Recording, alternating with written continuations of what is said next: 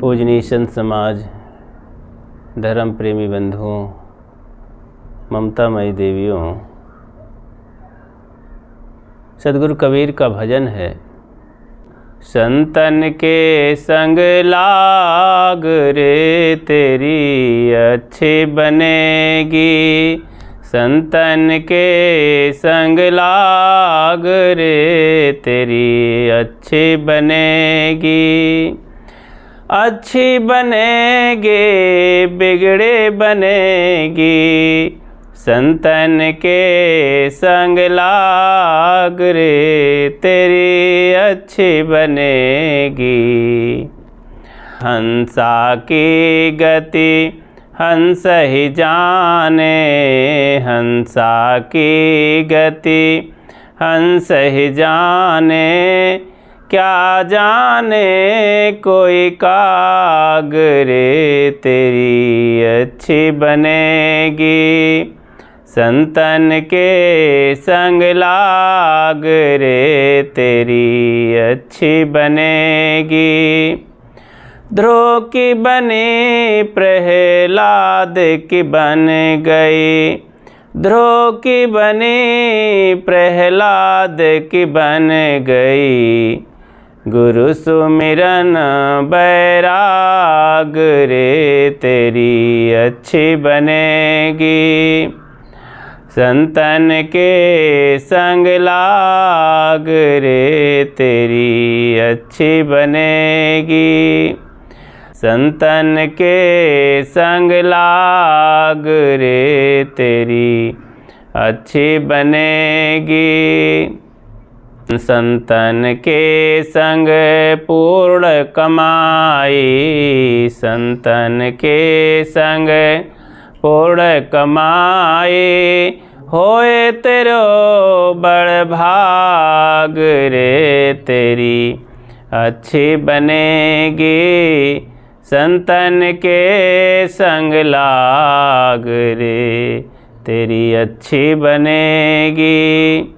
कहें कबीर सुनो भाई साधो, कहें कबीर कबीर कबीर, कहें कबीर सुनो भाई साधो। राम भजन में लाग रे तेरी अच्छी बनेगी।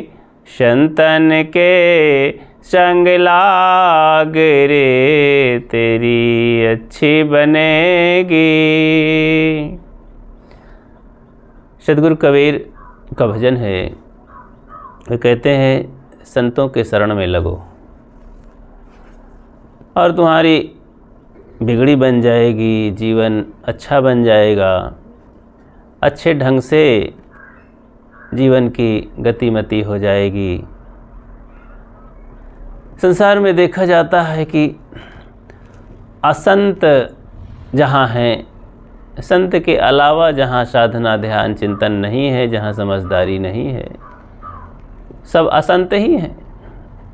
संत सज्जन, सज्जनों से अलग तो सब जितने हैं जो अपने आप जीवन को नहीं शोधन करते हैं, संतों के विरोधी हैं, ज्ञान धर्म के विरोधी हैं, परमार्थ के विरोधी हैं। केवल खाना पीना जीना भाग दौड़ यहीं तक सीमित हैं। वे असंत की श्रेणी में ही आ जाते हैं।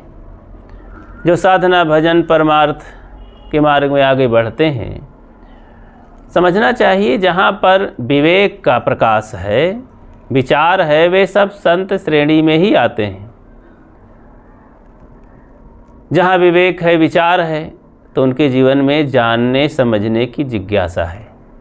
जहाँ जानने समझने की पिपासा जिज्ञासा है, तो वहाँ खोज आरंभ होती है और वो अच्छा बुरा दोनों सुनते हैं, वहाँ से अच्छा लेते हैं, अच्छा पाकर के बहुत खुश होते हैं, बड़ा हर्ष का अनुभव करते हैं। वे चिढ़ते नहीं हैं, किसी सच्चाई को सुन करके घबराते नहीं, चिढ़ते नहीं है, बल्कि उनके खुशी का कोई ठिकाना नहीं रहता है। क्योंकि संसार में खोजी आदमी समझता है कि मैं भटकता हूँ, भटक रहा हूँ, भटकता आया हूँ। जो खोजी नहीं है वे अपने आप को समझता भी नहीं कि मैं भटक रहा था संसार में और अभी भी भटक रहा हूँ। बस वो समझता है कि मैं जो मेरे पास है, जो मैं जान गया हूँ वही सही है, और परंपरा में जो बातें चलकर आई हैं, चली आ रही हैं अभी तक, जो लिखा हुआ है शास्त्रों में वही सच है। वे लोग कभी आगे बढ़ नहीं पाते हैं क्योंकि वे, उनकी हिम्मत ही नहीं है, उनके पास साहस नहीं है, वे डरे हुए हैं, उनको डरवाया गया और वो डरे हुए हैं, उससे आगे निकलने की उनके पास कोई ताकत नहीं है। ऐसा आदमी, उसे कठोर भाषा में कहें तो मरा ही है, वे जाग नहीं रहा है, सो रहा है। साहब कहते हैं, जो जागल सो भागल हो रमैया राम, सोवत गैल बिगोय हो रमैया राम। अगर कोई जाग गया है विवेक विचार के प्रकाश से तो बुराइयों से हटता है, वो देर नहीं करता है, वो टटोलता नहीं है कि क्या करूं क्या करूं, जाऊं कि न जाऊं, इसे मानूं कि न मानूं। गलत है तो उसे त्यागने के लिए देरी नहीं करता है, तो और सही है तो उसे पकड़ने के लिए देरी नहीं करता है और बहुत खुश होता है। एक नई एनर्जी उससे मिलती है कि आज मुझे पता चला कि अभी तक हम कहाँ थे, अभी तक कहाँ भटक रहे थे। चाहे वो संसारी जीवन जी रहा हो या साधु की परंपरा में हो, संतों के पीछे हो। संतों के साथ में रहने वाले कितने ऐसे अजिज्ञासु हैं कि बेचारे खोजते रहते हैं, उनको सही संत गुरुजन न मिलने से परंपरा में पड़े रहते हैं, लेकिन उनके मन में एक जिज्ञासा रहती है, पिपासा रहती है, तो उनका मन खोजता रहता है कहीं ना कहीं। जिस दिन उन्हें पता चलता है सही बात का, ग्रंथ के माध्यम से अथवा संतों के सत्संग के माध्यम से, इतना खुश होते हैं। एक नया जीवन, कई साधु भक्त लोग बताते हैं कि साहब अभी तक तो हमारा जीवन बेकार चला गया, इतने दिन हो गए भक्त हुए, संत के मार्ग में आए, हम भटक रहे थे अभी तक, अब पता चला है, अब हमको समझ में आया है कि अब सही रास्ता है, हम बेकार भटक रहे थे। तो इस पर वो की छोटी सी कहानी आती है कि कोई गरीब औरत थी और हीरा समझ करके कांच की गोली को ही पेटी में रख लिया था। समय आने पर जब जौहरी के यहाँ ले जाया गया, पता चला कि वो कांच है। बहुत दिनों के बाद जब उसका प्रयोग करवाया गया कि भाई इसको रखे रहो, और समय से उसका बालक था उस औरत का, साल भर हीरा के दुकान पर काम किया, हीरा की अच्छी तरह परख कर लिया, रखते धरते उठाते लेते देते। तो सेठ ने कहा कि अपना हीरा निकालो। तो अपना हीरा अलग से जो अपने निजी बॉक्स में रखा था उसे निकाला, तो देखते ही वो पहचान गया, क्योंकि साल भर के अभ्यास से, देखने और लेने देने से, परख से उसे पता चल गया कि असली क्या है नकली क्या है। तो देखते ही अपने हीरे को जान गया वो लड़का कि ये तो कच्चा है, हीरा नहीं है, ये तो नकली है। तो सेठ से बोला कि चाचा जी, ये आपने बताया क्यों नहीं कि एक नकली हीरा है ये? उसने कहा, सेठ ने कहा कि बेटा, मैं अगर बता देता तो तुम मुझ पर ऑब्जेक्शन करते कि आप हमें नकली कह करके लूटना चाहते हैं, धोखा देना चाहते हैं। इसीलिए मैंने सोचा कि आपको परख स्वयं हो जाए। जब स्वयं परख हो जाएगी नकली असली हीरा की, कि स्वयं आप जान लेंगे और धंधा भी सीख लेंगे, बिजनेस भी सीख लेंगे। इसलिए मैंने आपको सिखा दिया, अब जाओ असली नकली की पहचान करो। तो लड़का जब जाना कि ये नकली है तो फेंक दिया उसे। अब पहले ही अगर सेठ कह देता कि नहीं ये नकली है, तो बहुत दुखी होता, अपने माँ को भी दुखी करता और सेठ को भी लांछन लगाता कि तुम हमें धोखा देते हो। तो कभी कभी संत गुरुजन इसीलिए युक्ति से भी काम लेते हैं कि धीरे से उन्हें समझाते हैं, पास में रखते रहते रहते संतों के शरण में रहते रहते बहुत कुछ सीखने को मिलता है। इसीलिए बहुत दिन तक संतों के पास रहना चाहिए। जो संत भक्त संतों के शरण में सत्संग में नहीं बहुत दिन तक रहते हैं और अपने को बुद्धिमान समझ लेते हैं, पूरा समझ लेते हैं, इसीलिए वे जिंदगी भर अधूरा भी बने रहते हैं, भटकते रहते हैं। वो सही रहनी गहनी अपने जीवन में नहीं बना पाते। तो संतन के संग लाग रे तेरी अच्छी बनेगी। संतों के शरण में रहो। अब शरण में रहने का दो तरीका है। उनके ज्ञान विचार बताए मार्ग में कोई गृहस्थ हो तो अब शरण में कहाँ तक पड़ा रहेगा। उनसे दीक्षा लेकर के उनके बताए हुए उपदेश पर अगर चलता है अपने घर गृहस्थी में और उनका ध्यान धारण करता है, उनके बताए मार्ग पर चलता है, समय समय से संतों की सेवा करता है, उनके दर्शन के लिए जाता है, तो संत शरण में ही है वो, संतों के शरण में ही है वो। और दूसरी एक पर विरक्त परंपरा है, तो वे संतों के पास रह करके सीखते हैं, समझते हैं, सेवा करते हैं, तो अंतर बाहर सब प्रकार से समर्पित हो करके सेवारत रहते हैं, वैराग त्याग साधना ब्रह्मचर्य से रहते हैं। तो वो शरण हुआ, गुरु की शरण, संत की शरण। और उनमें से भी परिपक्व हालत में हो करके जब भी कभी अकेले होते हैं तो अपने हृदय में संत गुरुजनों के ज्ञान को धारण करते हैं और विचरण करते हैं, वो भी गुरु के शरण में हर समय रहते हैं। तो जीवन का जो असली उद्देश्य है कि शांति की प्राप्ति करना, अपने आप में को जानना, अपने आप में स्थित होना, इस काम को जो कर लिया वो संत शरण में है, अथवा इस काम को करने के लिए जिन्होंने प्रयास किया वो संत शरण में है। तो जीवन का अच्छा से बनना, खूब बनना और सद्गुणी सदाचारी हो जाना, जीवन को संवार लेना, यही तो है।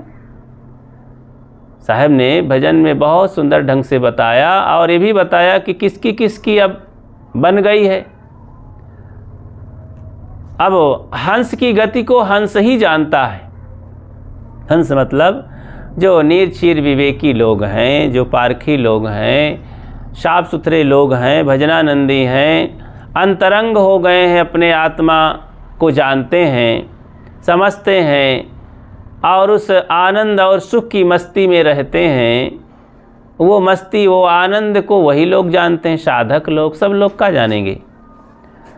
जो बाहर ईश्वर परमात्मा परोक्ष कल्पनाओं में भागते हैं और साधारण सामान्य कर्म कांड में ही लगे रहते हैं, ऐसे लोग जो अंतर्मुखी साधक हैं, भक्त हैं, संत हैं, जो विवेक विचार से चलने वाले लोग हैं, वे नहीं जा समझ सकते।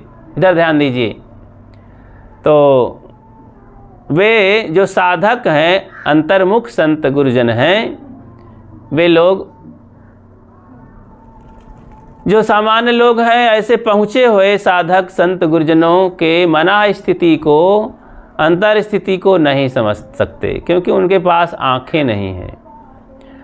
तो निर्चीर ग्राही होना चाहिए। सद्गुरु कबीर अपने शब्दों में हंस की बड़ी चर्चा की है। हंस एक पक्षी भी होता है जो मानसरोवर में रहता है। उसका रहना बहुत सुंदर है, उसका जीवन बहुत सुंदर है कि वे सारग्राही होता है और वो मोती चुंगता है, कहा जाता है। मतलब सब काम उसका अच्छा है। उसके सामने से हजारों मछलियाँ गुजर जाएं सुंदर सुंदर, तो उधर देखता तक नहीं है। वो मोती चुंगने वाला है, शाकाहारी प्राणी है और सही सही चीज़ को लेता है। सद्गुरु कबीर वहाँ से उदाहरण लेते हैं। हंस की जब जब याद करते हैं तो विवेकी आदमी की याद समझो करते हैं वो, विवेक एक ऐसा यंत्र है कि सही और गलत को अलग अलग करता है। विचारशील मनुष्य के जीवन में जो अलग अलग करने की क्षमता हो जाती है उसे विवेकी आदमी कहते हैं। विवेक, विचार और विवेक, विचार से जो सार निकलता है वो विवेक कहलाता है। तो विवेक एक शक्ति है, अलग अलग कर देना। तो हम सबको विवेकी होना चाहिए। सदगुरु कबीर कहते, बिना विवेक भटकत फिरे पकड़ शब्द की छाह। शब्दों को जो लोग विवेक नहीं करते हैं, विचार नहीं करते हैं, तो उसी को पकड़ करके लड़ते झगड़ते रहते हैं। क्योंकि शब्द शब्द बहु अंतरे, सार शब्द मत लीजे। कहें कबीर जहाँ सार शब्द नहीं, धृग जीवन सो जीजे। शब्द पर उन्होंने बहुत कहा, शब्द मारा गिर परा, शब्द छोड़ा राज। सार जिन जिन संबल ना किया नहीं। तो इस तरह से सार शब्दों को हमें खोजना चाहिए और शब्दों पर खूब विवेक करना चाहिए।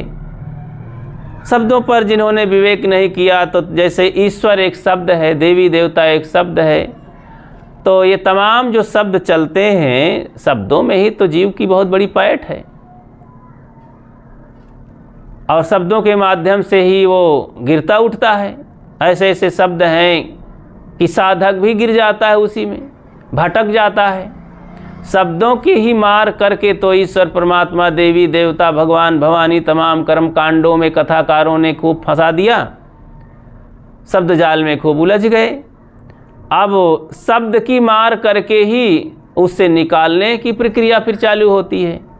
कोई विचारवान जब भी किसी को समझाएगा तो शब्दों की ही युक्ति ले करके समझा बुझा करके उनको बाहर निकालेगा।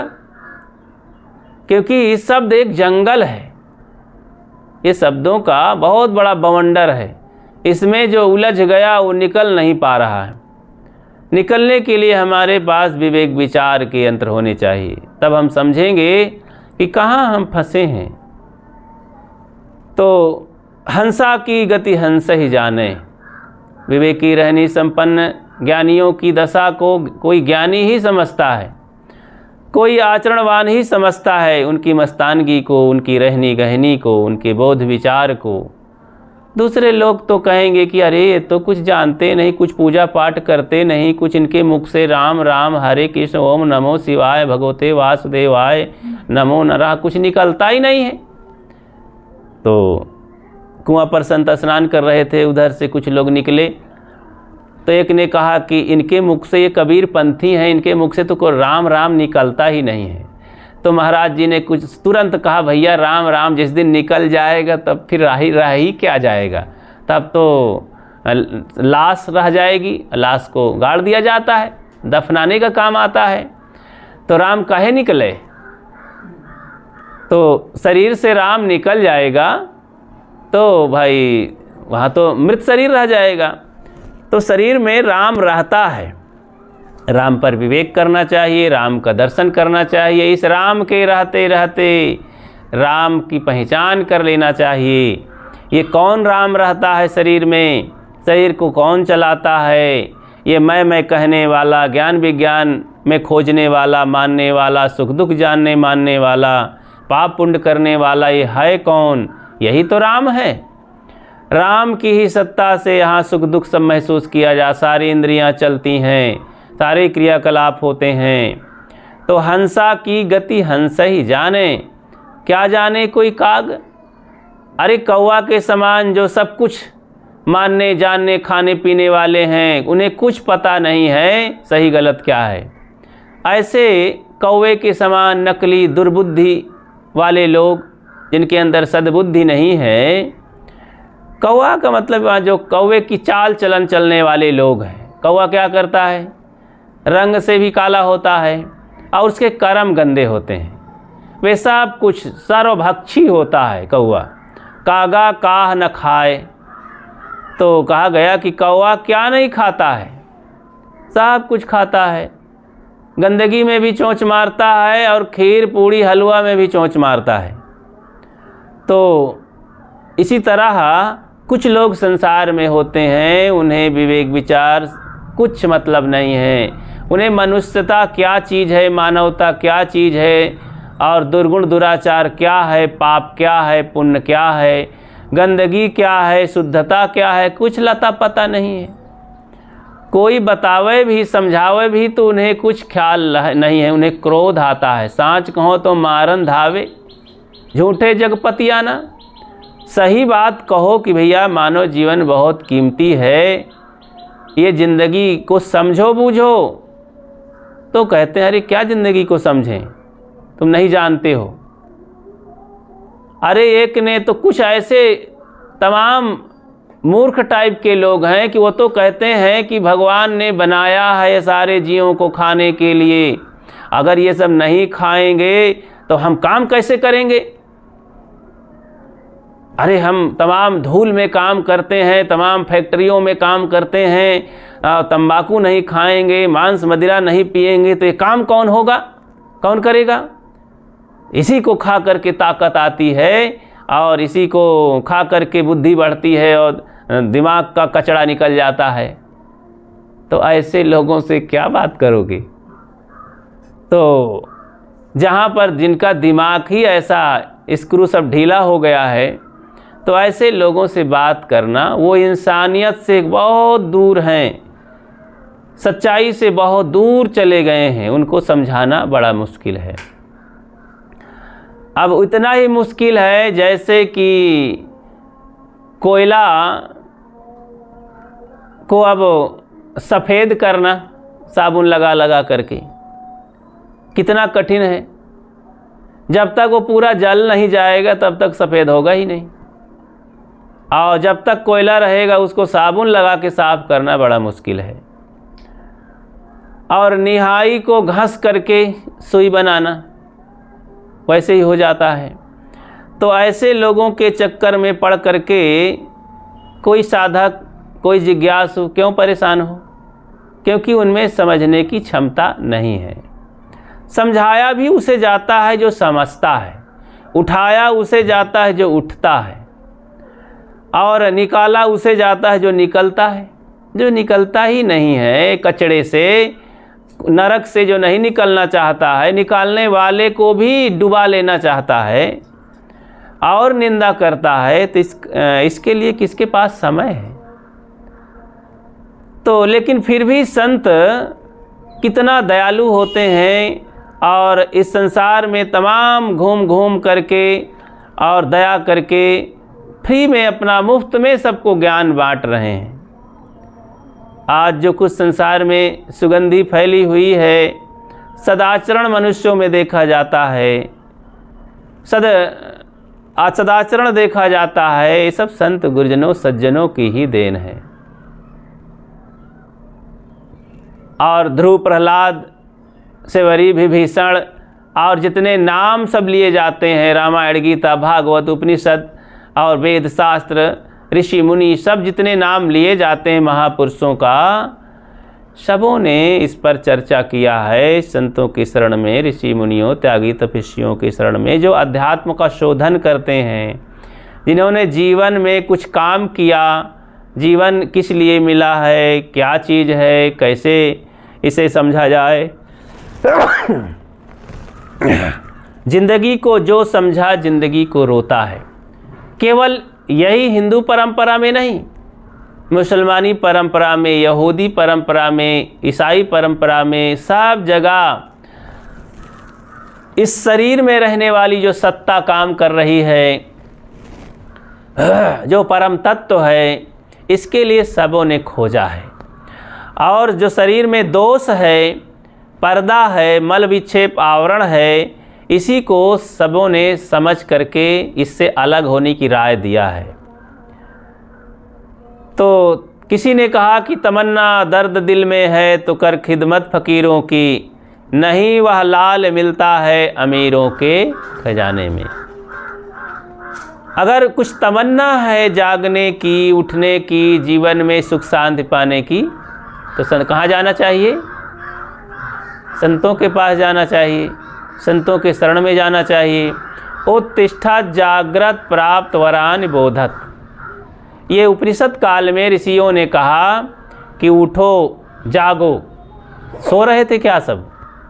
कि ऋषियों ने, हाँ सो रहे थे, सोया ही तो आज भी तो संसार सो रहा है। कहाँ सो रहा है? अज्ञान की नींद में, मोह की नींद में सो रहे हैं, विकारों की निद्रा में सो रहे हैं। तो जब सोया जाता है तो क्या होता है?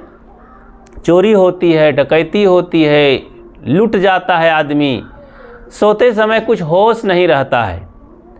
ऐसे ही अज्ञान की नींद में जब आदमी सोता है तो क्या करना चाहिए, अब क्या नहीं करना चाहिए, क्या पाप है, क्या पुण्य है, क्या पाखंड है, क्या सच्चाई है, उनके मन में कुछ समझ में नहीं आता। लपसी लौंग गने एक सारा। लपसी और लौंग, मीठा और तीखा एक ही भाव से मान लेते हैं। तो विचार विवेक की बहुत बड़ी ज़रूरत है। सदैव से आदमी सोता रहा। इसी में कुछ विवेकी लोग, भाग्यशाली लोग जाग करके संतों की शरण में आ करके और इंसानियत का काम करते हैं, समाज की सेवा करते हैं, समाज को जगाते हैं, स्वयं जगते हैं। देखो तथागत बुद्ध जब बचपन में थे, सिद्धार्थ अपने पिता शुद्धोधन के इकलौते बेटे थे और कहावत और इतिहास के अनुसार कि उन्हें आकाशवाणी हुई और कहा कि ये बहुत बड़े चक्रवर्ती राजा बनेंगे अथवा बहुत बड़े संत बनेंगे। भविष्यवाणी सुनाई पड़ी। तो हुआ कि पिता की मन में ये ख्वाहिश हुई कि मैं चक्रवर्ती बनाऊंगा, मैं राजा हूँ। उनके भी आँखों में मानो पर्दा लगा था। रात दिन तमाम गरीबों को त्रास दे करके, कष्ट दे करके सबको देश से निकाल दिया कि कोई मेरे बेटे के सामने दुखी आदमी ना आवे, विपरीत स्थिति ना आवे, प्रतिकूल स्थिति ना आवे कि मेरे बेटे के अंदर वैराग जागृत हो जाए। आँखों में पट्टी बांध करके ही तो ये सब काम कर रहे थे। एक के कारण हजारों लाखों को कोल्हू में पेर रहे थे, सबको कष्ट दे रहे थे, भूखा प्यासा मार रहे थे, सबको सड़ा रहे थे भीड़ में। तो सब मोहताज हो गए थे दाना पानी दवाई के लिए। अब इस बात का पता चला बहुत दिन के बाद। अब सुलाए रखना चाह रहे थे अपने बेटे को, ज्ञान वैराग्य से, सच्चाई से सुलाए रखना चाहते थे वे, और सुला करके ही चक्रवर्ती बनाना चाहते थे, राजा बनाना चाहते। लेकिन जब भीतर वेग होता है, विशेष वेग, किसी के रोके नहीं रुकता, तूफान रोकने से नहीं रुकता है, वे आ ही जाता है। जब विस्फोट होना होता है तब फिर रोके नहीं रुकता है। वैराग्य का विस्फोट उन्हें होना ही था और वे फिर जागृत हुए, जंगल को भागे और जो भी जाल था, मजबूत जाल, विकराल जाल, उन्होंने तोड़ दिया और 6 वर्ष की त्याग तपस्या करके तो क्या पाए? वे किसी भगवान के दर्शन नहीं किए बाहर, कहीं भगवान के पास बिलखे रोए नहीं। शुरू में तो बहुत परेशान हुए, तड़फड़ाए, क्योंकि वही लोग मिले थे।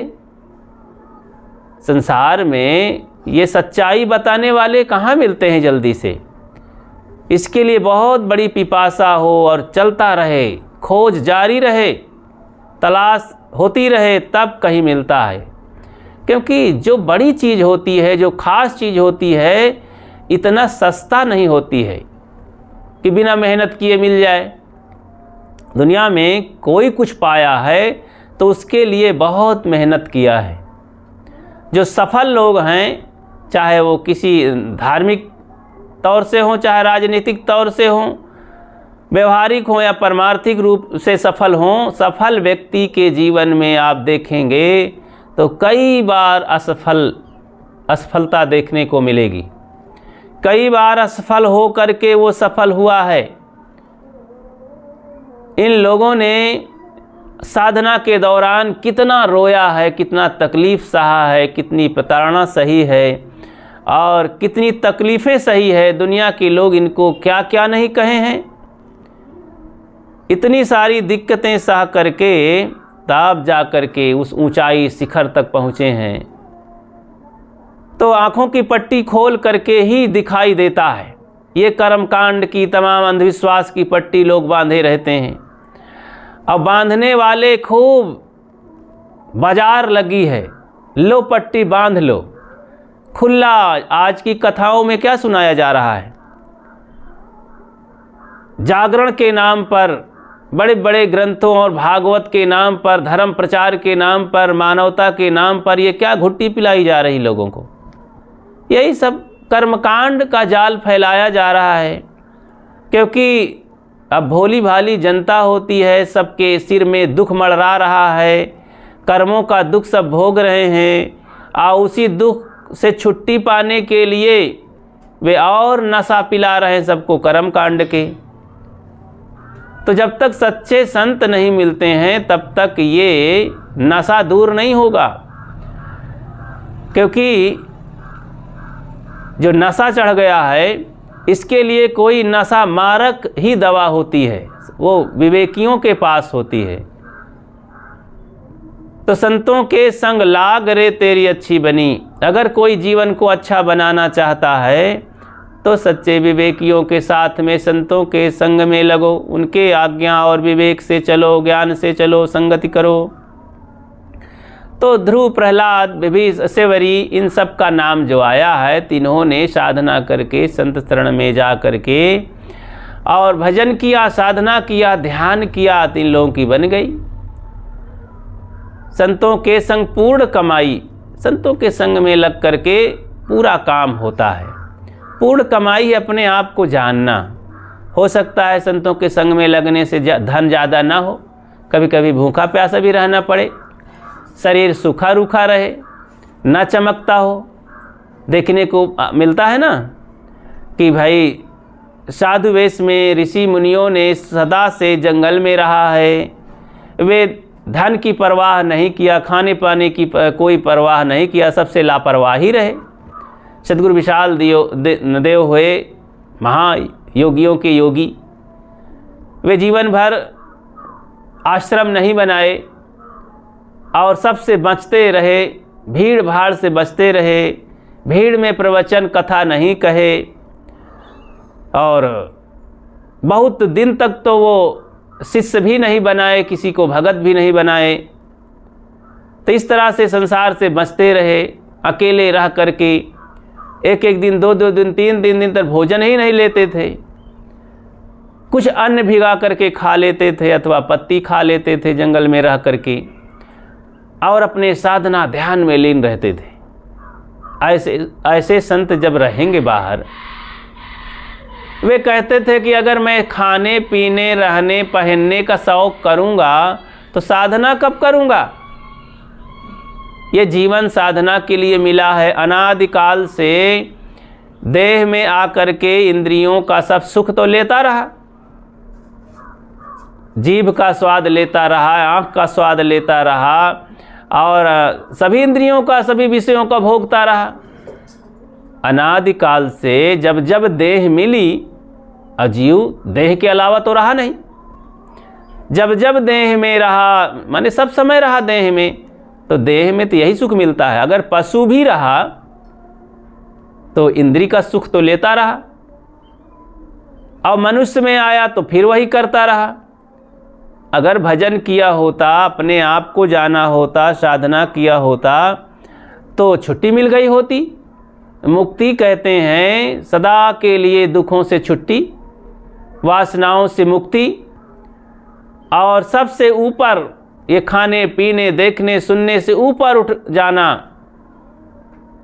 और अपने आप को पा जाना, जहाँ पर सभी सुखों का सुख है और जिसको पा जाने पर फिर कुछ बाकी नहीं रहता कि क्या कहें, अभी तो ये चीज़ तो नहीं समझ पाए, ये आनंद तो नहीं ले पाए। अपने आप को पा जाने पर भी कुछ बाकी नहीं रहता। सारा आनंद, सारा सुख, सारी समृद्धि और सारी सफलता सब कुछ मानो मिल जाती है, कुछ बाकी नहीं रहता। हीरा पायो गांठ गठियाओ, बार बार वाको क्या खोले, मन मस्त हुआ फिर क्या बोले। तो बस अपने आप में मस्तानगी रहती है, अपने आप को पा करके फिर और कुछ बाकी नहीं रहता, अपने आप में लीन रहता है। तो इसलिए साधक को चाहिए कि अपने आप को पाने के लिए और संत शरण में जा करके बोध प्राप्त करता रहे, कभी विचलित ना हो। कितनी भी कठिनाई आए, संघर्ष करना पड़े, थकान आए, घबराहट आए, भूख प्यास सहना पड़े, तो सब प्रकार की कठिनाई जो भौतिक, सामाजिक, लौकिक, पारलौकिक सब प्रकार से जो कुछ कठिनाई सहना पड़े, साफ सह करके अपने आप को जानना है और इस संसार सागर से पार होना है। तो संतन के संग लाग रे तेरी अच्छी बनेगी। अय जिज्ञासुओं, अय मनुष्यों, संतों के शरण में लगो तब तेरी अच्छी बनेगी। ये धन हो जाना अच्छी बनना नहीं है, शादी ब्याह हो जाना अच्छी बनना नहीं है। अरे कहते हैं बहुत बढ़िया हुआ, इतनी बढ़िया शादी हुई कि इतने बाराती आए कि ऐसा तो आज तक हम देखा नहीं। इतना, अरे भैया क्या चढ़ा, अरे यहाँ तो एक फॉर्च्यूनर गाड़ी मिली, इतना सोना चढ़ाए, गजब है भाई। वो तो हाथी से दूल्हा आया था उसकी शादी में। तो तेरा तो सफल जीवन है, बड़ा सौभाग्य है, ऐसी बारात तो हम देखे नहीं। लो इसी में मार फूले पड़े हैं, गुब्बारा शादी ब्याह। तो अब कल के बाद 4 दिन के बाद सब उसी में खटाई हो जाते हैं। तो कुछ पता नहीं चलता है कहाँ गया दूल्हा, कहाँ दुल्हन, कहाँ हाथी, कहाँ घोड़ा। ओ घोड़ी पर बैठे दूल्हे राजा क्या हंसता है, देख सामने तेरा आगत मुँह लटकाए खड़ा हुआ है। अब हंसता है फिर रोएगा शहनाई के स्वर में, कार्नेट का कंठ ढोल सा हो जाएगा। जब बच्चे कहेंगे आ खर्चों की घोड़ियाँ कहेंगी आ अब चढ़ ले। जब बच्चे चीखेंगे और खर्चों की घोड़ियाँ कहेंगी आप चढ़ ले, तब तुझको ये पता चलेगा इस मंगनी का क्या मतलब था, उस शादी का क्या सुयोग था।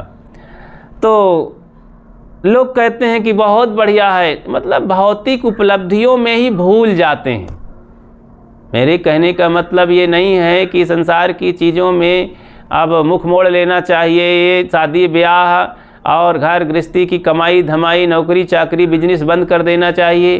ये सब करने वाले करते रहेंगे। यहाँ तो बात है कि जो मुमुक्षु है, जो जिज्ञासु है, जो अपना शांति चाहता है, कल्याण चाहता है, उद्धार चाहता है, तो उसके लिए तो मार्ग चुनना ही पड़ेगा। कोई डॉक्टर बनना चाहता है, मास्टर बनना चाहता है, नेता बनना चाहता है, तो क्या नेता बनना चाहता है तो क्या आप हाल बैल लेकर खेत में डटे रहेंगे तो नेता बन जाएंगे क्या? छोड़ना तो पड़ेगा। आप विद्यार्थी हैं, पढ़ना चाहते हैं, तो घर में घुसे रहेंगे तो पढ़ लेंगे क्या? किसी भी क्षेत्र की जानकारी प्राप्त करने के लिए त्याग करना पड़ता है औरों का, और कठिनाई सहना पड़ता है। ऐसे साधना करके कल्याण करने के लिए तो संतों के शरण में जाना ही पड़ेगा। तो और जो रास्ते हैं इर्द गिर्द उसे छोड़ना ही पड़ेगा। रास्ते में जितने भी मिलने वाली वस्तुएं होती हैं, चीज़ें होती हैं, सबको नज़रअंदाज किनारे करते हुए अपने लक्ष्य पर ध्यान दिया जाता है। हमें अभी दिल्ली जाना है, अब चल पड़े, कार से चल पड़े, तो रास्ते में कितने शहर आएंगे, कितने चौराहे आएंगे, कितनी अच्छी अच्छी बिल्डिंगें आएंगी, तमाम होटल आएंगे, खाने पीने की चीज़ें, सब कुछ को हम छोड़ते किनारे करते, सुंदर सुंदर चीज़ें आएंगी, आकर्षक चीज़ें आएंगी, ज़रूरत की चीज़ें आएंगी, सब को छोड़ते अब हम दिल्ली को पा सकते हैं। इसी तरह हमारा लक्ष्य इस जीवन का कल्याण की प्राप्ति है। तो जहाँ जैसा उपयोग में आवे, रास्ते में कई बार गाड़ी रोक करके, गाड़ी पंचर हो गई है तो भाई गाड़ी मैकेनिक के पास जाया जाता है, भूख लगी है तो होटल में खा लेते हैं लोग, दुकानों से सौदा ले लेते हैं, बीमार हुए तो जाकर दवाखाना से दवाई ले लेते हैं, लेकिन सब छोड़ते हुए आगे बढ़ते जाते हैं। हमें अपने लक्ष्य तक जाना है, दिल्ली तक जाना है ना। तो दिल्ली को पाना है तो रास्ते में कितनी भी ज़रूरत की चीज़ें हों, सब को छोड़ते हुए आपको आगे बढ़ना है। ऐसे ही यहाँ जीवन निर्वाह की चीज़ों को उपयोग करके आगे बढ़ना है, लोगों से मिलजुल करके आगे बढ़ना है। और कोई भी यहाँ पर जीवन निर्वाह की चीज़ें हों, सब को छोड़ते हुए अपने लक्ष्य को पाने के लिए हमें संत शरण में रह करके खोजना होगा, साधना करनी होगी, खूब मेहनत करनी होगी। शास्त्रों का अध्ययन, ध्यान, चिंतन, संतों की सेवा, संगति, सबकी सहनशीलता, क्योंकि कठिनाइयाँ आएंगी। अब कोई नहीं सहेगा तो क्या कर पाएगा, इसलिए सहना बहुत ज़रूरी है।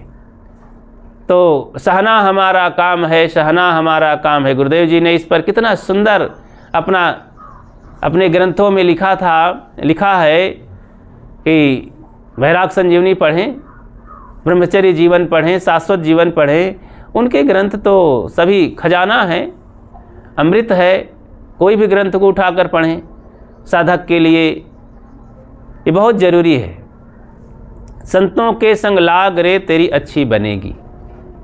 देखो जीवन में कोई भी बहुत सारा उदाहरण है, उसके लिए जैसे घर गृहस्थी में ही हमको संगठित होकर रहना है, समाज में संगठित होकर रहना है, तो संतों के शरण में संगठित होकर रहना है।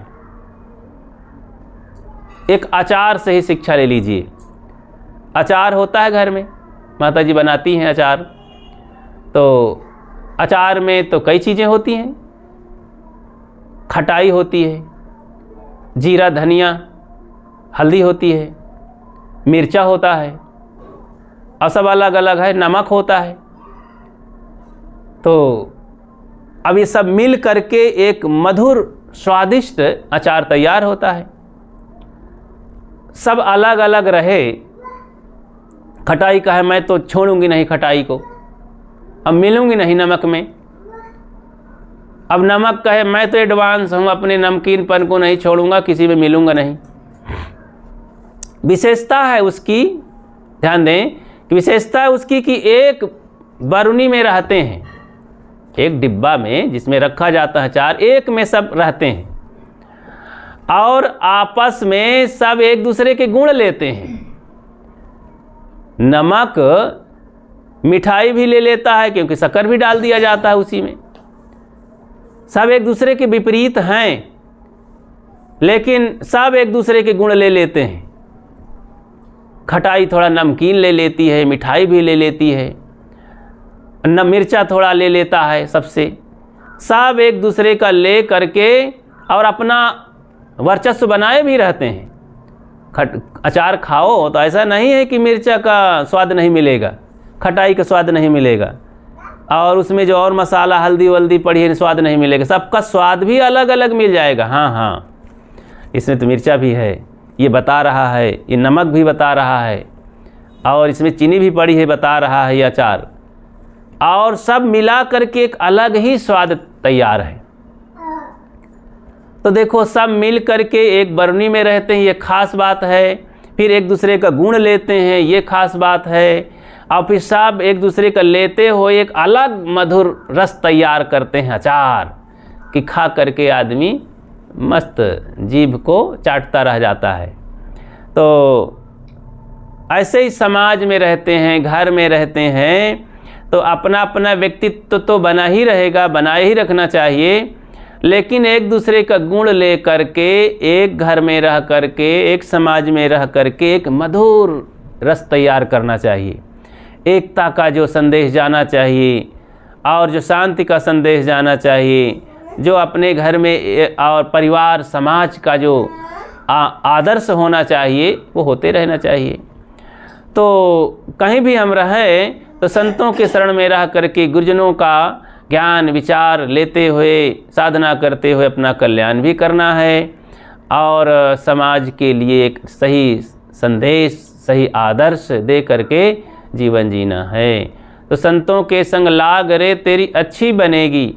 सद्गुरु कहते हैं संतों के शरण में लगो, उनके ज्ञान विचार आज्ञा संदेश पर चलो तो तुम्हारा कल्याण हो जाएगा।